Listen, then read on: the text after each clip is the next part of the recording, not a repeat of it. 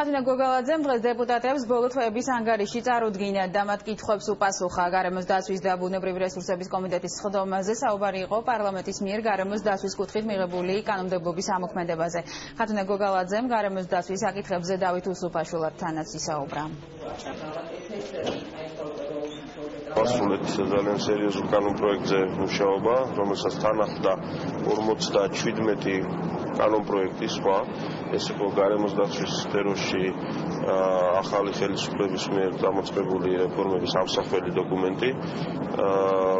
ამ პროექტების განხილვას პარლამენტმა სერიოზული დრო და ენერგია დაუთმო. გარემოს დაცვის სამინისტროს დაუბრუნდება ფუნქციები, გაძლიერდება ინსტიტუციურად. ეს არ არის რა თქმა უნდა საკმარისი, ამას სჭირდება უამრავი შემდეგ საფეხურების გავლა იმისთვის, რომ რეალურ აღსრულებას მივახციოთ ამ კანონებისას.